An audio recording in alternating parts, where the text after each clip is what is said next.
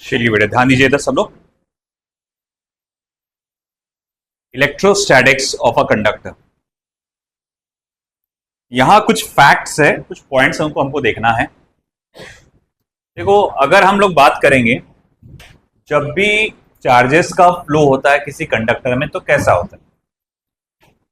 Conductor में क्या खासियत होती है कि जो उसके इलेक्ट्रॉन्स होते हैं लास्ट ऑर्बिट के, लास्ट शेल के, वो उसके एटम से लूजली बाउंडेड होते हैं, है ना। बेवफा सनम, जब भी किसी भी इन्फ्लुएंस में आए छोड़ के चले गए। तो ऐसा इलेक्ट्रॉन्स का हाल होता है। तो इधर से उधर, उधर से इधर, उधर से इधर घूमते ही रहते हैं इलेक्ट्रॉन्स। तो ऐसे इलेक्ट्रॉन्स को कहा जाता है फ्री इलेक्ट्रॉन्स। जब कभी भी आप कंडक्टर को एक इलेक्ट्रिक फील्ड में रखते हैं तो उसके इलेक्ट्रॉन्स जो है एक पर्टिकुलर साइड में ड्रिफ्ट होते हैं, मगर जो उसके एटम्स होते हैं वो अपनी जगह पे बने हुए रहते हैं। वो एटम्स अपनी जगह से मूव नहीं होते। सिर्फ कौन ड्रिफ्ट होता है? इलेक्ट्रॉन्स अपनी जगह से ड्रिफ्ट होते हैं, एक पर्टिकुलर डायरेक्शन में बढ़ते हैं। तो हम लोग कहते हैं कि कंडक्टर में जो करंट होता है, this is basically due to the negative charge electron only. उधर ही बैठ जा, है ना, negatively charge electron only. Whereas अगर आप इलेक्ट्रोलाइट्स पढ़े होंगे, केमिस्ट्री में आपने पढ़े होंगे इलेक्ट्रोलाइट्स, है ना, तो उसमें आप देखते हैं कि आप पॉजिटिवली चार्ज आयंस इधर से इधर ट्रैवल करते हैं, नेगेटिवली चार्ज आयंस इधर से इधर ट्रैवल करते हैं। तो यहां जो करंट का फ्लो होता है, this is due to the both positive as well as negative charges. मगर हम लोग यहाँ इलेक्ट्रोस्टैटिक्स ऑफ अ कंडक्टर पढ़ रहे हैं, तो हमारा जो जानकारी रहेगा वो सीमित रहेगा सिर्फ कंडक्टर के लिए। मतलब हम लोग जो फोकस करेंगे सिर्फ इस बात पे फोकस करेंगे कि भैया इलेक्ट्रॉन्स मूव होते हैं और इसी की वजह से जो होता है चार्जिंग होता है, डिस्चार्जिंग होता है, करंट का फ्लो होता है, ये सारी बातें। अब यहाँ कुछ फैक्ट्स है जिसको डिस्कस किया गया है। इतना इंपॉर्टेंट पार्ट नहीं है, इसको एज अ फैक्ट्स भी अगर स्टडी कर लिए तो हमारे लिए इनफ हो जाता है। तो मैं इस चीज पे बहुत ज्यादा टाइम वेस्ट नहीं करूंगा, पहले ये चैप्टर बड़ा बड़ा चल रहा, तो मैं बस छोटी मोटी जो भी जरूरत है उसके हिसाब से उसको बता के आगे बढ़ूंगा। जैसे पहला point, inside a conductor,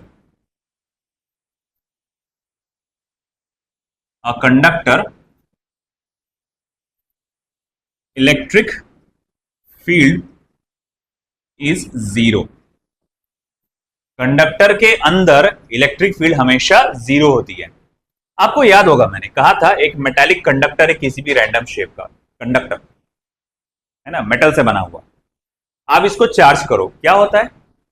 charge पूरी बॉडी पे एक समान फैलता है, और साथ ही साथ ये चार्जेस जो होते हैं वो कहां फॉर्म होते हैं बेटा? Outer side of the body, है ना, यहां पर जमा होते हैं। और हमने कहा था कि अगर मैं कंडक्टर के अंदर एंटर होता हूं तो इलेक्ट्रिक फील्ड जीरो होता है। ये मेटल स्फेरिकल शेल के केस में हम लोग ने देखा था। आप अगर बोल रहे होंगे नहीं सर हमने अंदर तो इलेक्ट्रिक फील्ड देखा था, तो अगर आपको याद दिला दूं वो नॉन कंडक्टिंग स्फीयर था, है ना, ये कंडक्टिंग स्फीयर की बात चल रही है। तो ऐसा होना जरूरी भी था। अगर मान लो अंदर इलेक्ट्रिक फील्ड जीरो ना होता तो होता क्या कि यहाँ के इलेक्ट्रॉन्स बार बार पुश किए जाते बाहर की तरफ, है ना। अगर मान लो अंदर थोड़ी देर के लिए इलेक्ट्रिक फील्ड है तो वो क्या करेगा? यहाँ तो करोड़ों इलेक्ट्रॉन्स है ना, करोड़ों इलेक्ट्रॉन्स को क्या करेगा? वो बाहर की तरफ पुश करता रहेगा बार बार बार बार बार बार, है ना, या अट्रैक्ट करके। जैसे मान लो यहाँ पर निगेटिव चार्ज इलेक्ट्रॉन्स है, मतलब निगेटिव चार्ज है, मान लो यहाँ पे अंदर है नेगेटिव इलेक्ट्रिक, तो वो क्या करेगा? बाकी के इलेक्ट्रॉन्स को क्या करेगा? पुश करेगा ना बाहर की तरफ।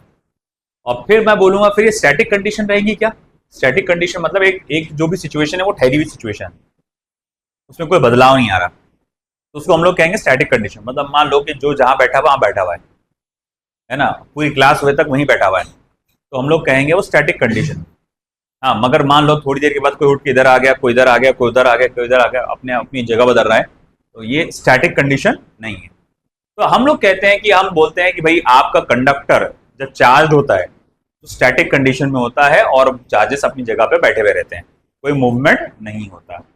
अगर सपोज करो मैं स्टैटिक कंडीशन में अंदर कहीं इलेक्ट्रिक फील्ड होती तो क्या होता है? इलेक्ट्रॉन्स का मूवमेंट चालू रहता था, तो फिर उस कंडीशन को आप स्टैटिक कंडीशन नहीं बोल सकते थे। तो इतना भी आप बस ये रीजन है, ये बताने की कोशिश की गई है कि भैया कि आप इलेक्ट्रिक फील्ड जो होता है कंडक्टर के अंदर क्या होता है, जीरो होता है।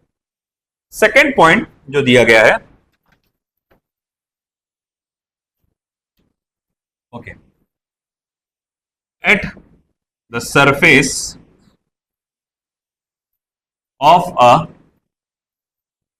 Charge conductor, at the surface of the charged conductor, comma, electrostatic field must be normal,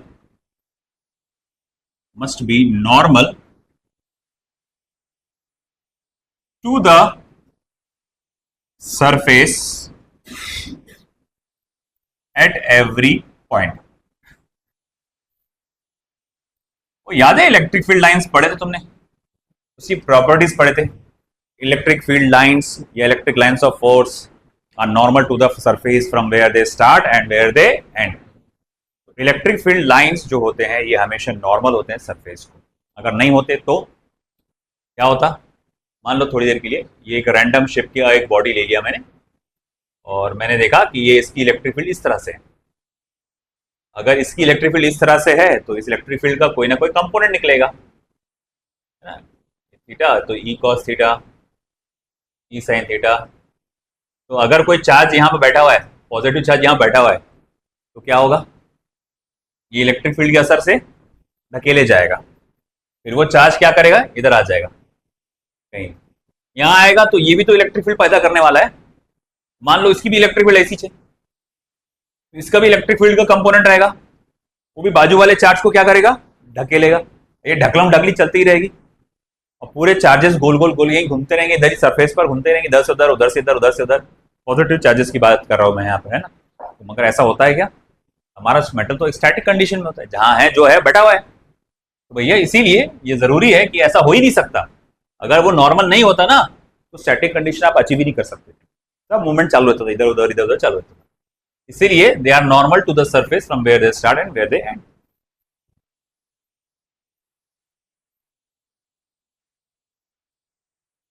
ठीक है। The interior of a conductor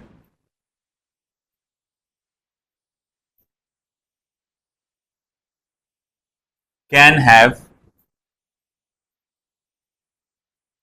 no excess charge in static condition।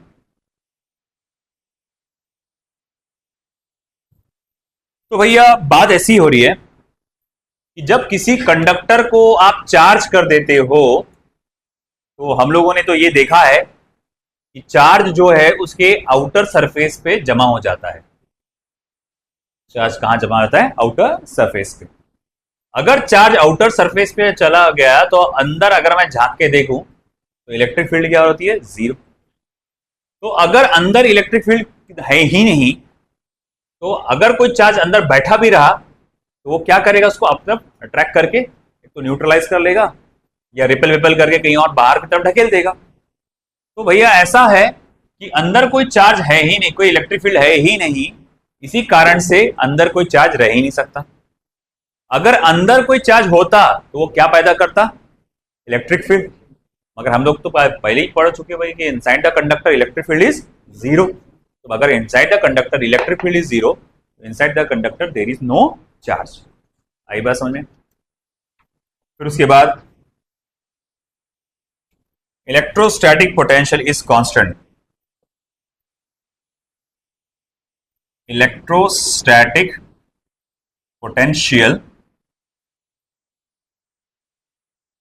is constant throughout volume of the conductor and has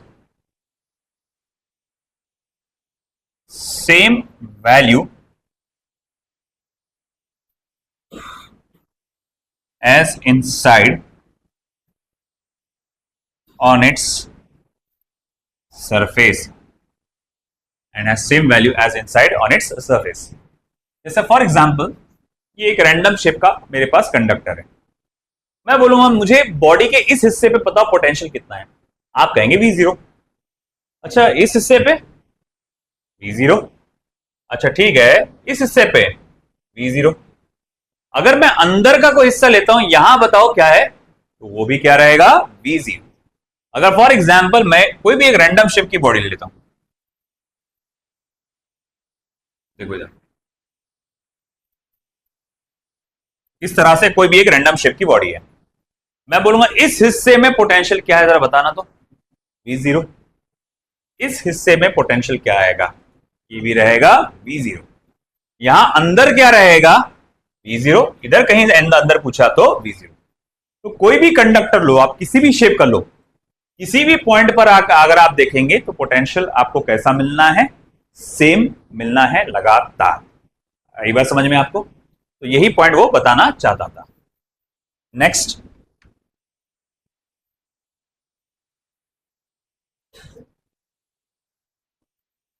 अगला है electric field at the surface of a charge conductor is, कुछ नहीं ये derivation है, फिर इसका proof है इसका। Electric field in at the surface of the charge conductor at the surface of a charged conductor is vector E equals to sigma upon epsilon naught n cap। अब अगर सपोज कोई भी random shape का अगर मैं कोई conductor लेता हूं, कोई भी रैंडम शेप का कंडक्टर, और एक पॉइंट लिया से पॉइंट P, और मैं ये जानना चाहता हूं कि भैया इसमें से कितना, यहां पर इलेक्ट्रिक फील्ड इंटेंसिटी कितनी है। अगर आप देख सकते हैं ये पॉइंट P जस्ट टच होता हुआ या जरा सा बाहर है, तो बोले भैया यहाँ इलेक्ट्रिक फील्ड कितनी होगी। तो यहाँ असल में एक गॉसियन सिलेंडर बनाना पड़ता है, इसका सरफेस एरिया ds होता है, फिर हम बोलते हैं इसमें से कितना फ्लक्स बाहर निकल रहा, तो आप कहते हैं इसमें से फ्लक्स जो बाहर निकला E इंटू ds होता है। अब अच्छा ठीक है, फिर मैं बोलूंगा भाई आपके पास तो इलेक्ट्रिक फ्लक्स का फॉर्मूला क्या होता है, नहीं गॉस थ्योरम क्या कहता है आपका,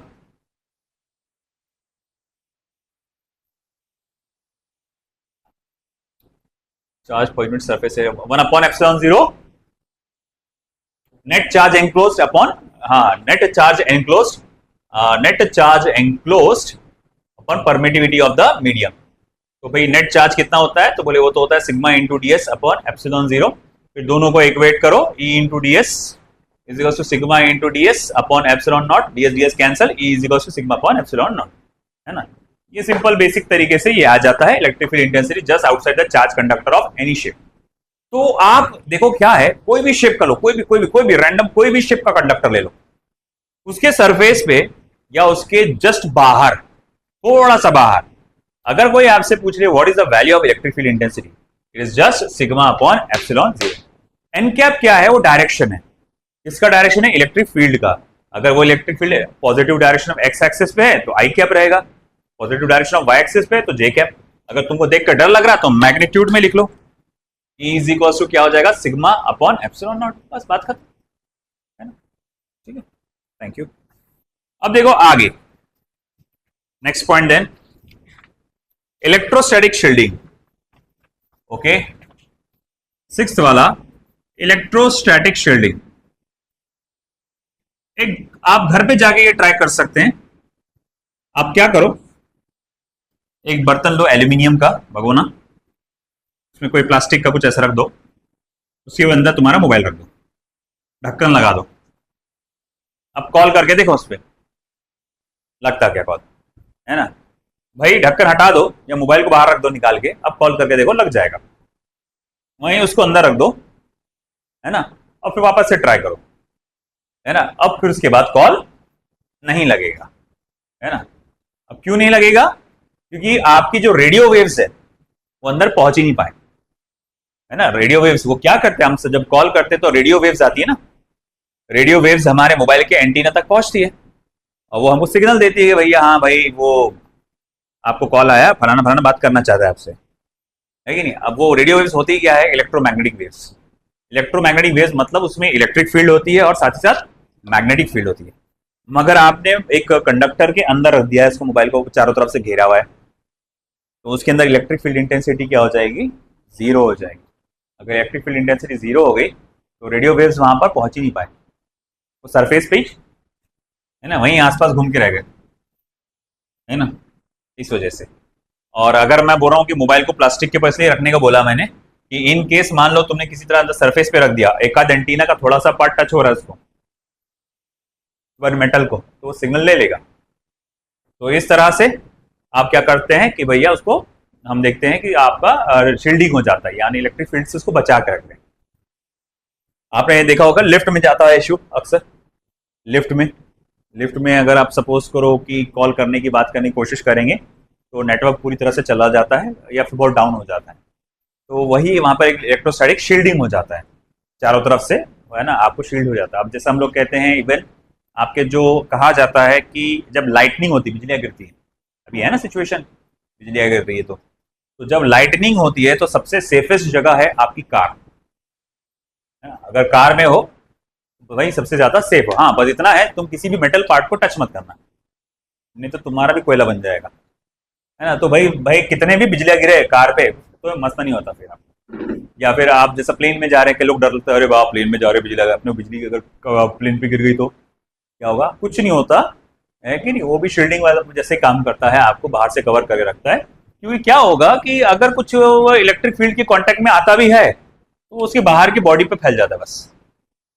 और अगर अच्छी बात है अगर वो जमीन से अटैच है तो, अगर जमीन से अटैच है तो वो जो भी चार्ज आया वो जमीन में चला जाएगा, है ना, इस वजह से। तो कार एक सबसे सेफ जगह होती है बिजली गिर रही है तो, अगर, क्योंकि भाई आप अगर कार पे बिजली गिरती है तो क्या होगा, वो बाउटर सरफेस पे जमा होगी, और वही मैं बोल रहा हूँ इसीलिए मेटल के पार्ट को टच नहीं करना कोई भी उस वक्त, आराम से बैठे रहो, है ना। आप किसी भी मतलब सिचुएशन में अगर टच कर तो प्लास्टिक का ही कुछ हो जैसा, तो आपको कुछ भी नहीं होगा। इन केस अगर आपने किसी मेटल पार्ट को टच किए, खत्म, जगह भरी, एक सेकंड लगेगा बस आपको खत्म होने के। तो इस प्रोसेस को कहा जाता है इलेक्ट्रोस्टैटिक शील्डिंग, क्योंकि भैया हम लोग देखते हैं कि अंदर जो इलेक्ट्रिक फील्ड होती है वो क्या होती है, जीरो, है ना। और सबसे बड़ी बेवकूफ़ी होती है भाई, बारिश से बचने के लिए आप कहाँ जाते हैं, झाड़ के नीचे, है ना। भाई झाड़ के नीचे, अभी देखो क्या है, एक ये भी सुनने में आता कि आप कॉल उठाते हैं या कॉल करना, फोन को एयरप्लेन मोड पे डाल दो करके। हालांकि हम लोग ने भी फिजिक्स में पढ़े हैं कि ऐसा कुछ नहीं है, उससे कुछ लेना देना नहीं है उसका, मगर मेरे लिए मैं मानूंगा कि अभी भी चर्चा का विषय है, क्योंकि जब हम लोग बालापुर में थे तो ऐसे कई सारे केसेस हमने देखे जो बिजली एग्जैक्ट उस टाइम पे उसके ऊपर टकराई जब उसने कॉल पिक किया, है ना। जब कॉल पिक किया, जैसे हमारे जो घर के पीछे ही नदी है, वहाँ ईंटों के भट्टे हैं लगे हुए बहुत सारे हैं, तो आए दिन इंसिडेंट हम लोग देखे सुने हुए हैं ऐसा कि बंदे को कॉल आया, उसने कॉल पिक किया, ताड़ा वाली बिजली गिरी उसके पास, ऑन द स्पॉट खत्म, है ना। कई एक दो तो हम लोगों ने ऊपर छत पे से खड़े के भी देखे, मतलब बॉडीज देखे वहाँ पर पड़ी हुई उसकी, है ना। तो सिचुएशन हमने देखे वो, तो यार मगर मैंने फिजिक्स में पढ़ा कि भैया वो तो रेडियो वेव्स है, उसका क्या लेना देना, उससे कोई लेना देना नहीं है। हाँ, थेरोटिकली तो भाई बोला गया कि नहीं है उससे कोई लेना देना, मगर मुझे तो लग रहा है कि कुछ तो लेना देना होगा, तभी ये सिचुएशन दो मल्टीपल टाइम्स हो रही है। वो बात तो सही है, बाकी की चीज़ें कि ऊंची चीज़ पर, खंभों पर, है ना, गिरती है बिजलियाँ, झाड़ ऊंचा रहता है काफ़ी इसलिए होता है। फिर उसके बाद ये भी सुना है कि भाई मेटल की चमकती हुई चीज़ें, है ना, तो अगर आप खेतों में हैं, खासतौर से खेत में आप जैसी हाईवे पे चला रहे हैं गाड़ी वाड़ी, कोशिश ये करें कि आपके जो ग्लासेस हैं, मिरर्स जो है उसको थोड़ा सा अपसाइड डाउन करके रखो, चमकना नहीं चाहिए उस चीज़ पे, ऐसा सुना मैंने।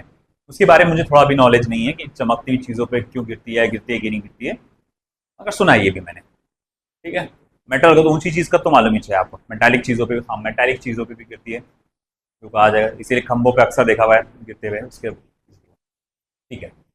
तो ये था हमारा इलेक्ट्रोस्टैटिक्स ऑफ अ कंडक्टर, इत्मीनान से घर पे बैठ के इसको पढ़ लेना पूरा, ठीक है, घर पे बैठ के पढ़ना है, इतना कुछ खास इंपॉर्टेंट नहीं, ये जो अपन ने पॉइंट्स लिखे उतने भी अगर आप याद रखो एज अ फैक्ट तो हमारे लिए इनफ हो जाता है, मोर देन इनफ हो जाता है। चलिए अब बढ़ते हैं आगे, अगले पार्ट में।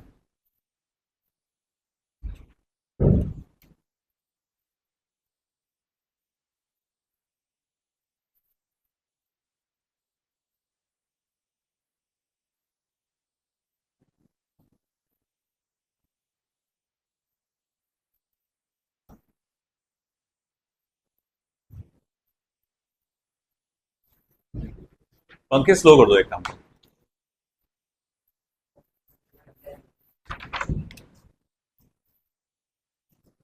2.10 डाई इलेक्ट्रिक्स, और इसको बंद कर दो जो स्लो नहीं हो रही तो, एंड पोलराइजेशन।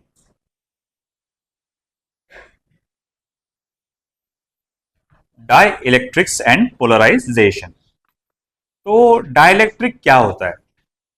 डाइलेक्ट्रिक एक ऐसा मटेरियल होता है जो अपने अंदर से इलेक्ट्रिक फील्ड को जाने देता है ना, ये अपने अंदर से इलेक्ट्रिक फील्ड को पास होने देगा, तो उसको हम लोग कहते हैं डाइलेक्ट्रिक मटेरियल। जैसे फॉर एग्जांपल एक किसी डाइलेक्ट्रिक मटेरियल को हम यहां रखते हैं, बेसिकली एक इंसुलेटिंग मटेरियल होता है, जैसे कि सिरामिक, वुड, ऐसा कुछ चीज होगा। अब अगर यहाँ पे पॉजिटिव चार्जेस है बहुत सारे, तो वो क्या करेंगे, नेगेटिव चार्जेस की कमी महसूस करेंगे। उनको चाहिए रहेगा कि यार कहीं से नेगेटिव चार्ज मिल जाए या इलेक्ट्रॉन मिल जाए। पॉजिटिव चार्ज होने का मतलब क्या हुआ, उसके पास क्या नहीं है, इलेक्ट्रॉन नहीं है ना।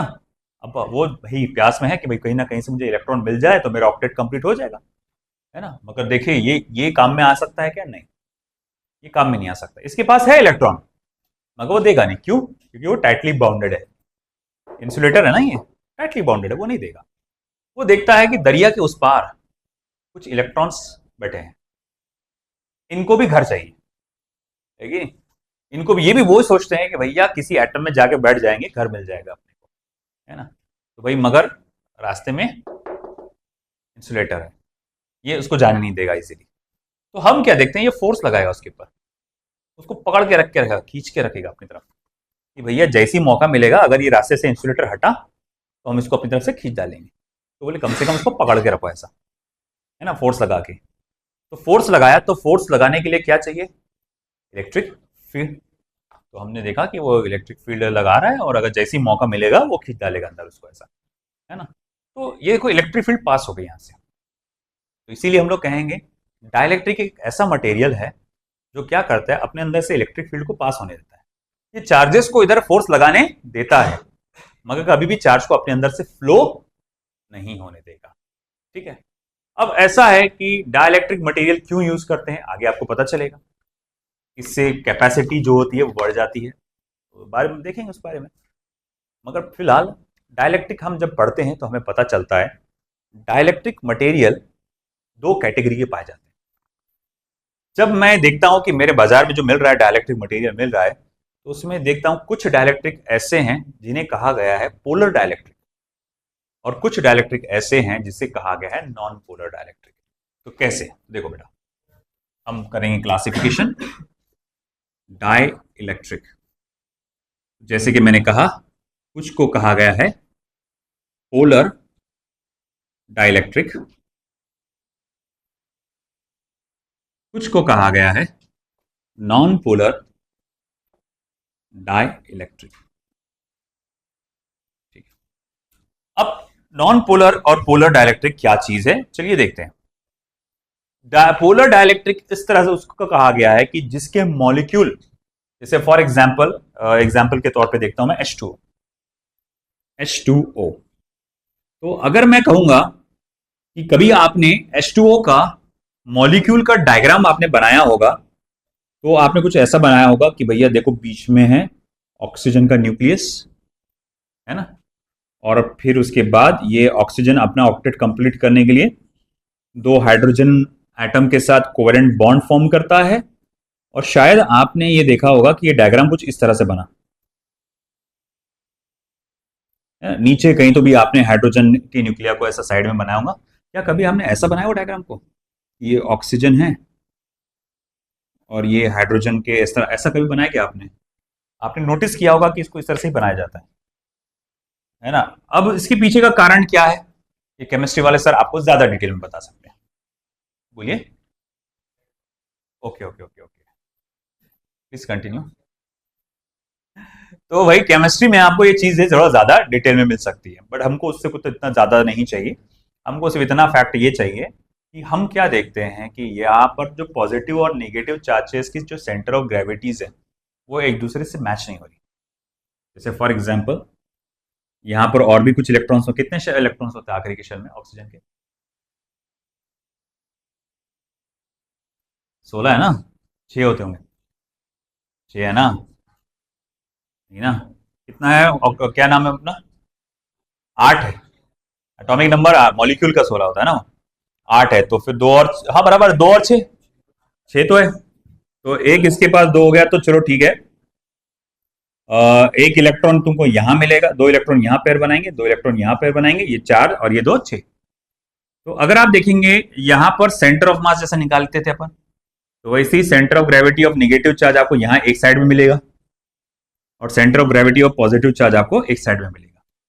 मतलब देखने में ऐसा लगता है कि एक रीजन में निगेटिव चार्ज की क्वांटिटी ज्यादा है और एक रीजन में पॉजिटिव चार्ज की क्वांटिटी ज्यादा है ना? और ये कैसा इक्वल अमाउंट में होते हैं, जितना नीचे पॉजिटिव चार्ज उतना ऊपर निगेटिव चार्ज। तो मुझे एक बात बताओ फिर, देखो ऐसा अरेंजमेंट कि two charges of equal magnitude, है ना, but opposite polarity, separated by some finite distance, इसको क्या कहते हैं? डायपोल्स। तो यहाँ पर एक डायपोल बन के तैयार होगा, है ना? यहाँ क्या बन के तैयार होगा? डायपोल। तो ऐसे पोलर डाइलेक्ट्रिक में क्या होता है कि निगेटिव चार्ज और पॉजिटिव चार्ज की सेंटर ऑफ ग्रेविटी मैच नहीं होती, इसीलिए वहां पर पहले से एक डायपोल बना हुआ रहता है, जिसको हम लोग कहेंगे उसके पास पहले से डायपोल मोमेंट होता है ना? अब अगर मैं थोड़ा सा देखूं, पोलर डाइलेक्ट्रिक को देखूं कि मान लो मेरे पास एक स्लैब है जो पोलर डाइलेक्ट्रिक से मिलकर बना हुआ है, ये स्लैब है, पोलर डाइलेक्ट्रिक से है। तो इसमें मैं क्या देखता हूं, मान लो ये पॉजिटिव चार्ज इधर, नेगेटिव चार्ज इधर, ओके, नेगेटिव चार्ज इधर, पॉजिटिव चार्ज इधर, पॉजिटिव चार्ज इधर, नेगेटिव चार्ज इधर, नेगेटिव चार्ज इधर, पॉजिटिव चार्ज इधर, ओके ठीक है, फिर ये पॉजिटिव चार्ज इधर, नेगेटिव चार्ज इधर। तो आपने क्या देखा बेटा कि डायपोल्स तो पहले से बने हुए हैं, है ना? एक साइड में पॉजिटिव, एक साइड में नेगेटिव की क्वांटिटी ज्यादा या डोमिनेशन ज्यादा, है ना? मगर बिखरे हुए तो डायपोल्स तो पहले से तैयार है, मगर सब बिखरे हुए, कोई इधर है, कोई उधर है, कोई इधर है, ऐसा। अब क्या होता है कि अगर मैंने क्या किया, इसको इलेक्ट्रिक फील्ड सप्लाई किया। अब इलेक्ट्रिक फील्ड कैसे सप्लाई करते हैं? एक मेटल कंडक्टर लेते हैं आप यहाँ पे, इसको पूरा पॉजिटिव चार्ज दे देते हैं और दूसरा मेटल कंडक्टर यहाँ लगाते हैं, उसको निगेटिव चार्ज दे देते हैं। अब उससे होता क्या है बेटा? अब इसमें यहाँ से पोलराइजेशन होना स्टार्ट हो जाता है। अब क्या होगा कि ये पॉजिटिव चार्ज इसके निगेटिव चार्जेस को अट्रैक्ट करेगा और यहाँ का निगेटिव चार्ज यहाँ के पॉजिटिव चार्जेस को अट्रैक्ट करेगा, तो ये ऐसा अलाइनमेंट होना शुरू हो जाएगा। एक बात खास बात बता दूं कि सबके सब इस अलाइनमेंट में बिलीव नहीं करते हैं, मतलब सबके सब नहीं होते हैं। ये देखो, ये नेगेटिव चार्ज हुआ, ये पॉजिटिव चार्ज हुआ, ये नेगेटिव चार्ज पॉजिटिव चार्ज, ये नेगेटिव चार्ज पॉजिटिव चार्ज, ये नेगेटिव चार्ज पॉजिटिव चार्ज। मगर ये मान लो अभी भी ये बोलता है कि नहीं टेढ़ी दो, तो बोले मैं तो नहीं मानूंगा, नेगेटिव पॉजिटिव चार्ज, है ना? ये इस तरह से नेगेटिव चार्ज पॉजिटिव चार्ज। तो यहाँ क्या हो रहा है, सब लोगों ने, है ना, पोलराइजेशन स्टार्ट किया। जैसे फॉर एग्जांपल ये हुआ कि भाई मान लो तुम्हारे पहले से एम्बिशंस थे कुछ, हाँ भाई मुझे एम्बिशन करना है, हासिल करना है, मुझे डॉक्टर बनना है, मुझे इंजीनियर बनना है, ये है बस नाम का था, है ना? कुछ खास उस चीज़ को लेकर तुम सीरियसली नहीं थे, सब बिखरे हुए थे मामला। कोई जो प्रॉपर उसको गाइडेंस के थ्रू अगर पढ़ाई करना चाहिए वो कर नहीं रहे थे। मान लो मैंने एक प्रवचन दे दिया ऐसे, है ना, बेहतरीन एक लेक्चर, तुमको मोटिवेशनल स्पीच दे दिया और तुम बहुत ज़्यादा मोटिवेट हो गए, तो भाई तुम लोग अपने सही डायरेक्शन में आ गए, डीपीपी सॉल्व करने लगे, मॉड्यूल सॉल्व करने लगे, डाउट्स पूछने लगे। अब जाहिर बात है सब थोड़ी होंगे, कुछ अगाऊ रहते कभी भी, है ना?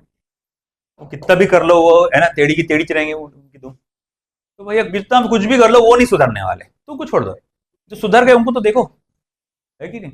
अब मैं बोलूंगा ठीक है भाई, यहाँ देखो ये क्या हो गया, ये सही लाइन पे आ गए, सही डायरेक्शन पे आ गए, तो मैं कहूंगा इनका पोलराइजेशन हो गया।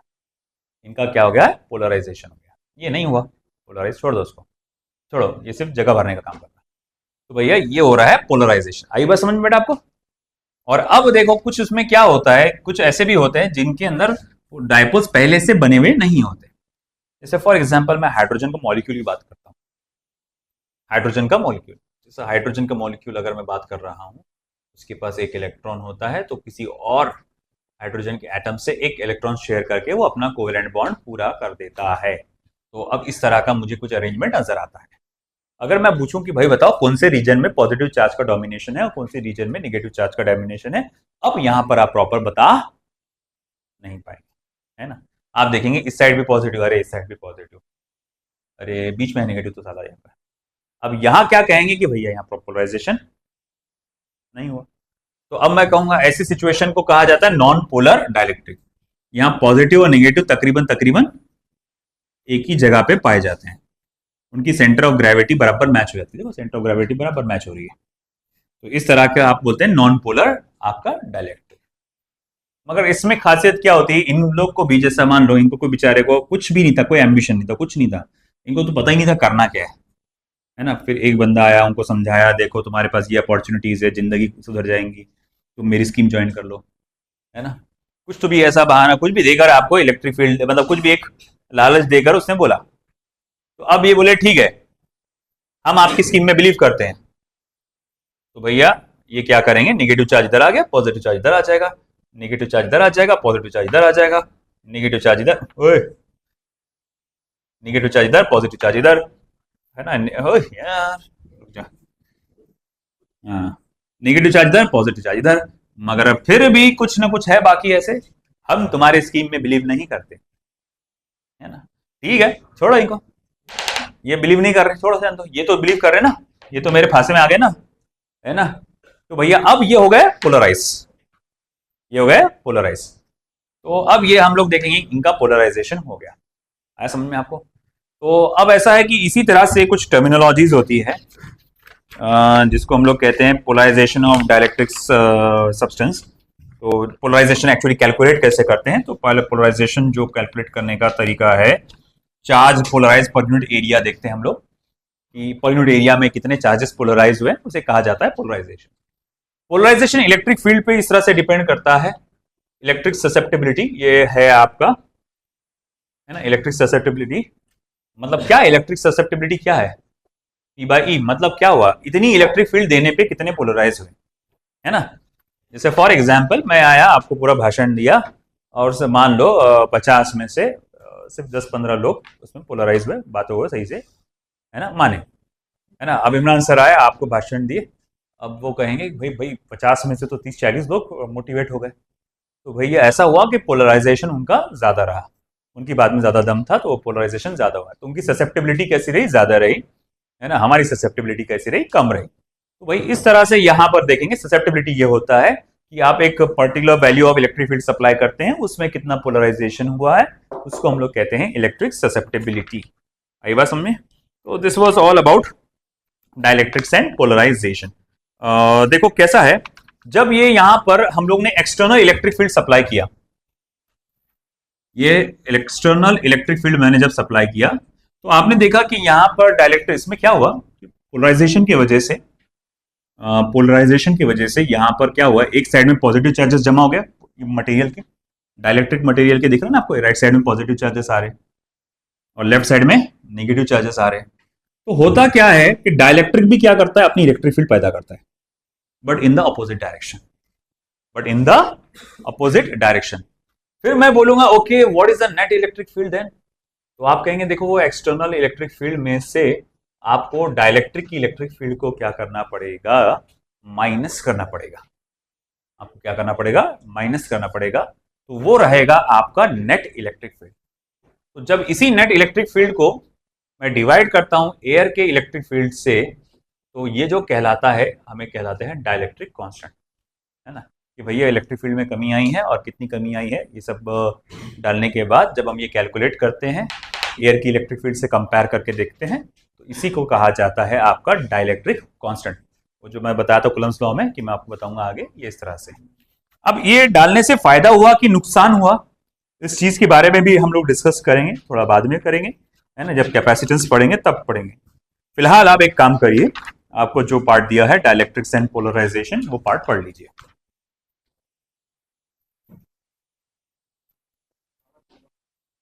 सही आगे, तो बहुत एक इंपॉर्टेंट पार्ट हम लोग देखने जा रहे हैं, कैपेसिटी और कैपेसिटेंस ऑफ अ कंडक्टर। ठीक है, उसमें सबसे पहला पॉइंट जो है कैपेसिटी और कैपेसिटेंस ऑफ अ कंडक्टर है, सॉरी सिर्फ टाइटल है कैपेसिटर्स एंड कैपेसिटी। तो देखो कैपेसिटी ऑफ अ कंडक्टर मतलब क्या, हम लोग ने अब तक ये देखा कि कंडक्टर को हम चार्ज कर रहे हैं, है ना, और कंडक्टर को चार्ज जब करते हैं तो आपको याद दिला दूं, चार्ज उसके सिर्फ बाहरी हिस्से पे जमा होता है, आउटर बॉडी पे जमा होता है।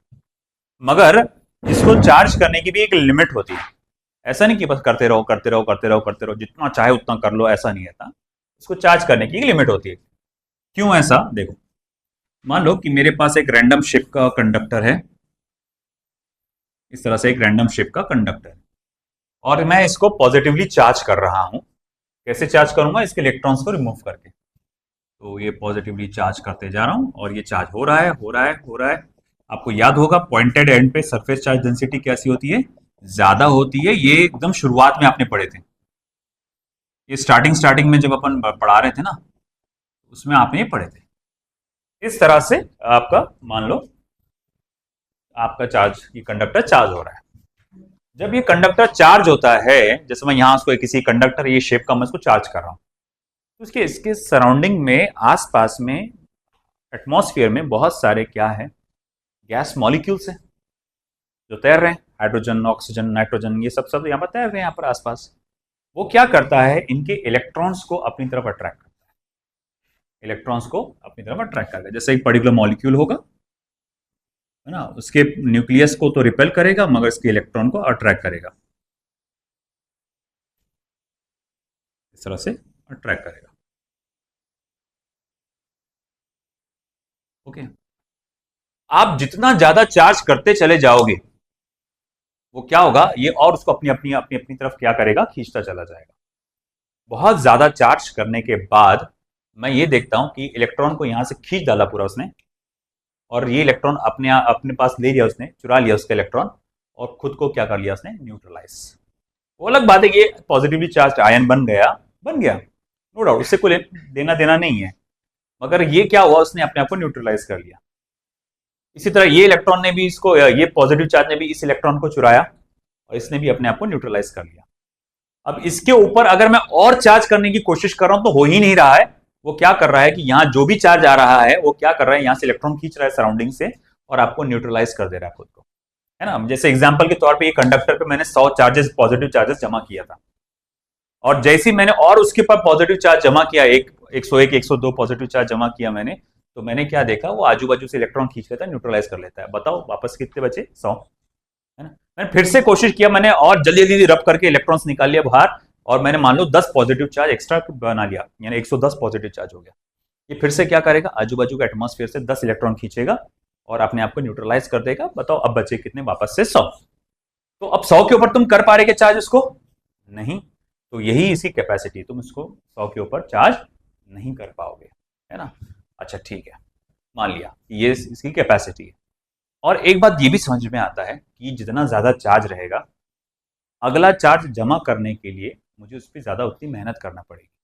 फॉर एग्जाम्पल, ये एक बॉडी है, ये पॉजिटिवली चार्ज है, उसी शेप की मैं कोशिश करूंगा उसी शेप का बनाने का, बट नहीं बन पाएगा वो, ठीक है। इमेजिन करो वो उसी शेप का है,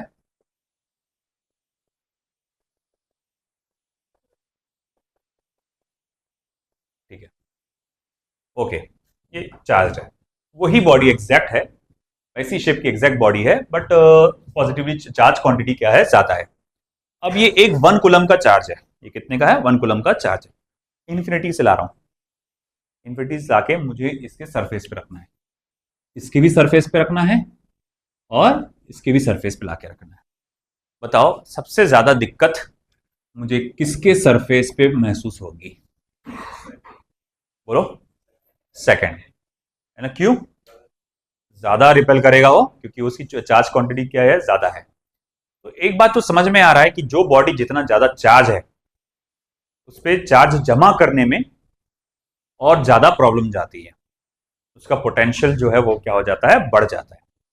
तो हम इसी चीज को मैथमेटिकली, इसी चीज को मैथमेटिकली इस तरह से कहेंगे, बेटा वो जो भी आवाज कर रहा मत करो, इट्स इरिटेटिंग।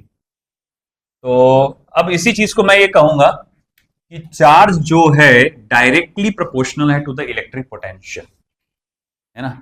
तुम जितना ज्यादा चार्ज जमा करोगे, उसका पोटेंशियल उतना ज्यादा बढ़ता चला जाएगा। फिर मैं देखता हूं कि एक कांस्टेंट आता है, एक कांस्टेंट ऑफ प्रोपोर्शनैलिटी आता है जो कि चार्ज की और पोटेंशियल की वैल्यू पे डिपेंड नहीं करता, है ना, कि सी की वैल्यू क्या होगी ये दोनों डिसाइड नहीं करते, ये डिसाइड करता है शेप ऑफ द कंडक्टर, या मैं बोलूंगा डायमेंशन ऑफ द कंडक्टर, ये ज्यादा बेटर रहेगा। उसमें एरिया भी आता है, बहुत कुछ मायने रखता है, डायमेंशन बोल सकते हैं, डायमेंशन ऑफ द कंडक्टर वो डिपेंड करता है। तो ये जो है इसको हम लोग कहते हैं capacity of conductor, capacity of conductor, या जिसको हम लोग कैपेसिटेंस ऑफ द कंडक्टर कहा जाता है। इसको आप लिखते हैं C equals to Q by V. अब ये फॉर्मूला शायद आप पहली बार देख रहे हो, मगर अब ये इसको बहुत अच्छे से देख लो, C equals to Q by V. ये बहुत बेसिक फॉर्मूला है आगे के इस पूरे पार्ट के लिए। C equals to Q by V, capacitance of a conductor, है ना।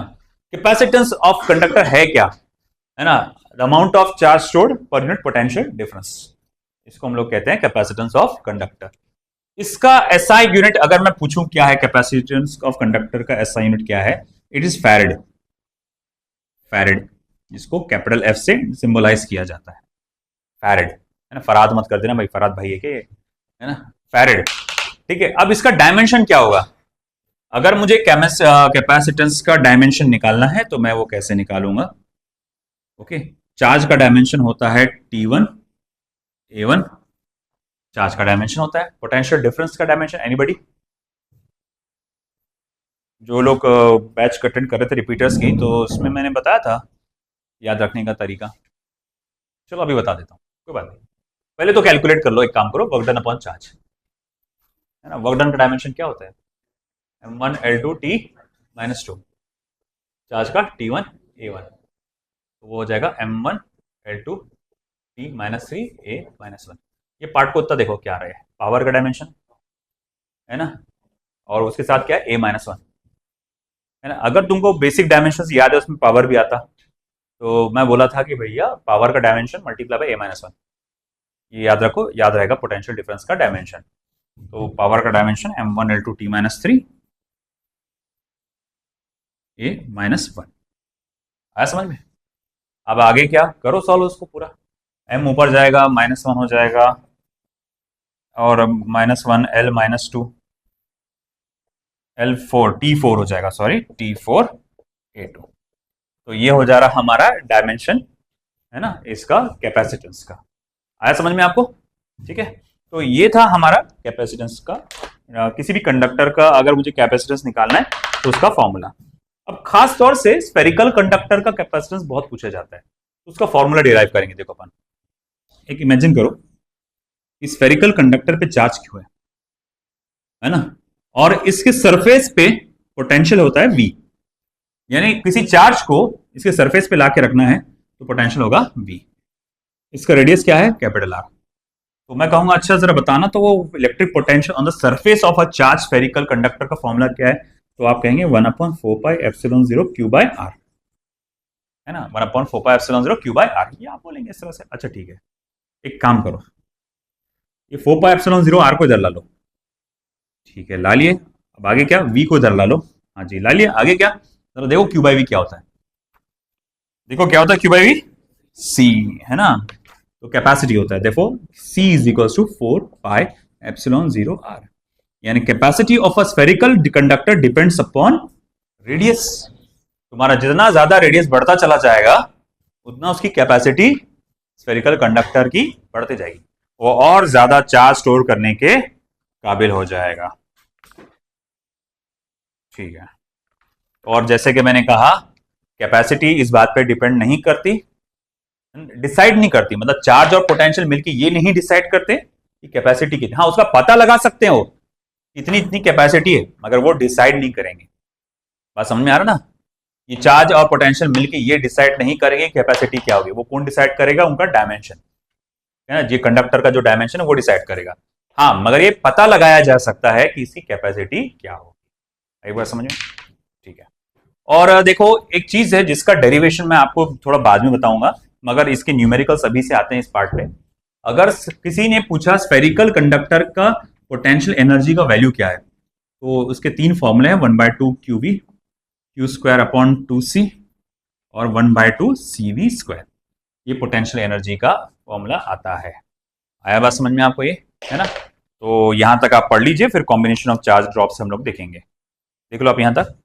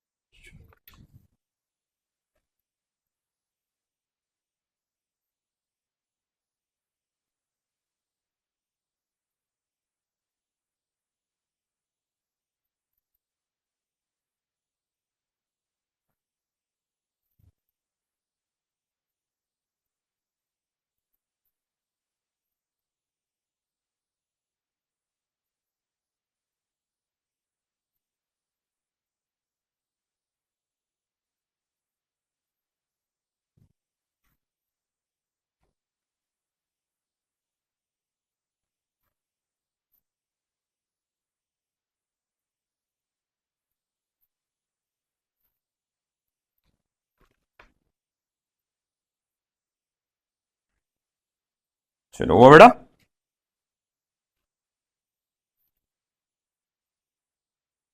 जान दो, बाद में पढ़ लेना, फिर मेरे पास टाइम कम है तो ध्यान दे दो। अब देखो बेटा, कॉम्बिनेशन ऑफ चार्ज ड्रॉप्स, ये इस पे क्वेश्चन आ चुका है नीट में, तो ये पार्ट पे ध्यान देना अच्छे से। मान लो छोटे छोटे बहुत सारे आपके पास ड्रॉप्स है, बहुत सारे ड्रॉप्स है, सबके सब चार्ज है, सभी ड्रॉप का रेडियस स्मॉल आर है, सभी ड्रॉप्स के पर छोटे छोटे चार्जेस है, सब पे इक्वल वैल्यू ऑफ चार्ज है, that is small Q small Q small Q small Q, ऐसे एन नंबर ऑफ चार्जेस है। अगर कोई मुझसे पूछेगा सभी छोटे छोटे ड्रॉप्स का पोटेंशियल कितना है, तो वी स्मॉल वी। कोई मुझे पूछेगा सभी छोटे वाले ड्रॉप्स के पोटेंशियल एनर्जी कितना है, तो स्मॉल यू। अब ये सब कोलैस हो गए, कोलैस मतलब मिल जाना, मिलके एक बड़ा सा ड्रॉप बनाते हैं जिसका रेडियस क्या हो जाएगा, कैपिटल आर। तो अब बताओ इसका चार्ज क्या रहेगा, इसका कैपेसिटी क्या रहेगा, इसका पोटेंशियल क्या रहेगा, अमका ढमका फलाना सारी बातें पूछेंगे हम लोग। चलो सबसे पहले देखते हैं आपका चार्ज पे। तो टोटल चार्ज क्या रहेगा? तो अगर मुझे टोटल चार्ज निकालना है तो वो रहेगा capital Q is equal to N times of small Q. आप क्या करो, जैसे मान लो दो दो दो कुलम के दो छोटे छोटे ड्रॉप्स मिलकर एक बड़ा ड्रॉप बनते हैं, तो टोटल चार्ज क्या हो जाएगा, 4 कुलम। दो दो कुलम के 3 ड्रॉप्स मिलकर एक बड़ा ड्रॉप बनाते हैं, तो क्या हो जाएगा, 6 कुलम, है ना? तो वैसे ही सिंपल भैया, जितना आपके नंबर ऑफ ड्रॉप्स है उससे मल्टीप्लाई कर दो, वो आपको बता देगा टोटल चार्ज क्या होता है। अच्छा ठीक है, अब अगला मुझे कैपेसिटी की तलाश में जा रहा हूं। तो कैपेसिटी की तलाश जैसा मुझे मालूम है, क्योंकि स्फेरिकल शेप के, और स्फेरिकल शेप की कैपेसिटी अभी थोड़ी देर पहले यहाँ निकाले थे, वो रेडियस पे डिपेंड करती है। तो अगर मुझे तो मान लो कैपेसिटी का रिलेशन निकालना है, तो आप असल में क्या करो, रेडियस का रिलेशन निकालो। आप क्या करो, रेडियस का रिलेशन निकालो, आपको कैपेसिटी का रिलेशन पता चल जाएगा। अच्छा ठीक है, देखो क्या होता है कि जब मैं छोटे छोटे ड्रॉप्स को मिला के एक बड़ा ड्रॉप बनाता हूं, तो उसके वॉल्यूम उसका कैसा रहता है, हमेशा सेम होता है। आपको याद होगा फ्लूइड मैकेनिक्स में भी अपन ने किए थे ऐसा, कि छोटे छोटे ड्रॉप्स मिलकर एक बड़ा ड्रॉप बनाए थे, सरफेस एनर्जी एनर्जी सब अपन ने निकाले थे। तो जब छोटे छोटे ड्रॉपलेट्स मिलकर एक बड़ा सा ड्रॉप बनता है, तो उसका वॉल्यूम नहीं बदलता, क्योंकि मास नहीं बदलता, mass is equal to density upon density is equal to mass upon volume, है ना? Mass is equal to density into volume. तो मास डेंसिटी तो कांस्टेंट रहती है, मटेरियल पे डिपेंड करती है, तो मास कांस्टेंट तो वॉल्यूम भी कांस्टेंट। तो भैया टोटल कैपेसिटी क्या होगी, टोटल कैपेसिटी क्या होगी, चलो देखते हैं, तलाश करते हैं टोटल कैपेसिटी कैसे निकालेंगे। तो वॉल्यूम देखते हैं अपन। मैं कहूंगा देखो, वॉल्यूम ऑफ बड़ा drop is equal to N times volume of छोटा ड्रॉप। जो आपके बड़े ड्रॉप का वॉल्यूम रहेगा is equal to N times volume of छोटा ड्रॉप। अच्छा ठीक है, बड़े ड्रॉप का वॉल्यूम क्या रहेगा, तो बोले शेप क्या है इसका, स्फेरिकल। तो 4/3 pi capital R cube n multiply by 4/3 pi small R cube. 4/3 pi cancel, बचा क्या बेटा फिर आपका, capital R cube is equal to n multiply by small R cube. तो capital R is equal to n raised power 1/3 times of small R, है ना? तो ये कैपिटल आर और स्मॉल आर का मुझे रिलेशन मालूम पड़ गया। अब मैं जैसे कि जानता हूं कि C is directly proportional to R radius, तो जो रिलेशन आपका रेडियस का रहेगा वही रिलेशन किसका रहेगा, कैपेसिटी का रहेगा।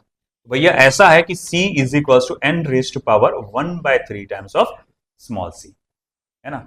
जैसे मान लो कि 2 माइक्रोफैरेड के मेरे पास 8 कैपेसिटर है, सॉरी 8 स्फीयर है। 2 माइक्रोफैरेड के मेरे पास जैसे 8 छोटे छोटे ड्रॉप्स है, बोलना चाहिए ड्रॉप्स बोलना चाहिए। तो 2 माइक्रोफैरेड के मेरे पास कितने 8 छोटे छोटे ड्रॉप्स है, ऐसे मिलकर एक बड़ा ड्रॉप बन गया। अब बताओ कि उसकी कैपेसिटी कितनी होगी, बोलूंगा क्वांटिटी कितनी है 8। 8 का क्यूब रूट कितना होता है 2, n रेज़ टू पावर 1/3 कितना होता है 2, तो बड़े इसका क्या होगा 2 मल्टीप्लाई बाय 2 माइक्रोफैरेड, यानी कि कितना हो जाएगा 4 माइक्रोफैरेड। समझा कि नहीं समझा, है ना। तो बड़े वाले का कैपेसिटी कितना होने वाला है 4 माइक्रोफैरेड। आप फॉर्मूला याद रखो, वो भी काफी हो जाएगा ये फॉर्मूला ये चार्ज के लिए। अब देखो अपने पास चार्ज का रिलेशन आ गया, अपने पास कैपेसिटी का रिलेशन आ गया, अपन आराम से पोटेंशियल का भी रिलेशन निकाल सकते हैं। तो देखो थर्ड आएगा आपका टोटल पोटेंशियल।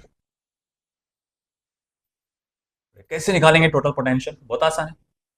हमारे पास कैपेसिटी का रिलेशन है C is equal to Q by V, तो V इज इक्वल टू क्या होगा Q बाय C, है ना। बड़ा वाला Q बड़ा वाला C, मान लो बड़े वाले चार्ज का इसका पोटेंशियल है कैपिटल V, वो है वहां पे। अच्छा कैपिटल Q को तुम क्या लिख सकते हो n times of small q, तो मैं बोला ठीक है इसको क्या लिख सकता हूं n times of small q। अच्छा कैपिटल C को क्या लिख सकते हो तुम n टू द पावर 1/3,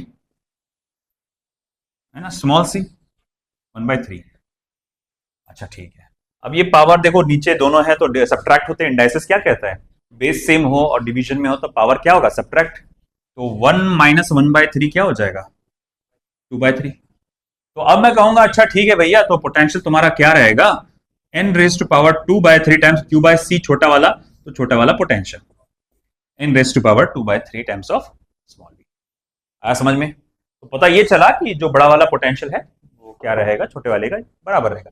जैसे कि अगर मैं बोलूं 10 वोल्ट का मेरा छोटा छोटा ड्रॉप का 10 वोल्ट का था, ऐसे कितने थे मेरे 8 थे, है ना। तो अभी थोड़ी देर पहले 8 का अपन ने निकाले थे, क्या था क्यूब रूट कितना था 1/3, तो मैं बोलूंगा एक एक छोटे छोटे का कितना है 10 वोल्ट है, ऐसे क्वांटिटी कितनी बेटा 8, तो n रेज टू पावर 2/3 कितना आएगा बताओ, n इक्वल टू 8 है, तो n रेज टू पावर 2/3 पाएगा 1। पहले तो क्या करो क्यूब करो, क्यूब रूट लो, सॉरी क्यूब रूट लो, 8 का क्यूब रूट कितना हो जाएगा 2, और 2 का फिर स्क्वायर ले लो कितना हो जाएगा 4, तो फिर वो 4 हो जाएगा, तो यानी कि बड़े वाले ड्रॉप का क्या आएगा 4 मल्टीप्लाई बाय 10 यानी कि 40 वोल्ट, ऐसा ठीक है। तो ये हमारी जानकारी हुई पोटेंशियल को लेकर। अब हमारे पास जानकारी होगी पोटेंशियल को लेकर, अब हमको जानकारी लेना है पोटेंशियल एनर्जी को भी लेकर। पोटेंशियल एनर्जी कोई भी 1/2 QV वाला फॉर्मूला है, 1/2 CV स्क्वायर वाला फॉर्मूला है, कोई भी एक उठा लो, जैसे 1/2 QV वाला लेता हूं, कोई पावर नहीं है। पोटेंशियल एनर्जी का बेसिक फॉर्मूला 1/2 QV होता है। मान लो ये बड़े वाले ड्रॉप का पोटेंशियल एनर्जी का फॉर्मूला 1/2 QV है। Q बोले तो बड़े वाले ड्रॉप का चार्ज, V बोले तो बड़े वाले ड्रॉप का पोटेंशियल। Q को क्या लिख सकते हो 1/2 times of n into small q, और कैपिटल V को क्या लिख सकते हो n raise to power 2/3 times of small v। अब देखो n का पावर 1 n का पावर 2/3, बोलो क्या होगा फिर 1 प्लस 2/3 कितना होता है 5/3, तो ये हो जाएगा 5/3, तो 1/2 या फिर नहीं n का power 5/3 into 1/2 small q into small v, ये क्या होगा छोटे वाले ड्रॉप का पोटेंशियल एनर्जी। तो capital U is equal to ऐसा आ जाएगा, है ना। तो ये हो गया पोटेंशियल एनर्जी ऑफ द क्या आएगा बिगर ड्रॉप। ओके, अगर आप देखेंगे वो पहले से ज्यादा आ रहा है पोटेंशियल एनर्जी। तो अब मैं बोलूंगा चेंज इन पोटेंशियल एनर्जी क्या होगा फिर, तो डेल्टा U अगर आपको निकालना है तो capital U minus n times of small u, है ना। तो उसको फर्दर कैलकुलेशन के बाद उसकी जो वैल्यू आती है तो आप इसको इस तरह से लिख सकते हैं capital U 1 minus 1 upon n raise to power 2/3, है ना, फर्दर कैलकुलेशंस के बाद। तो ये देखो भैया एनर्जी में जो ड्रॉप आया, एनर्जी डिफरेंस है, वो सारी बातें आ गई, पढ़ लीजिए कॉम्बिनेशन ऑफ चार्ज ड्रॉप्स पे भी देख लो एक बार।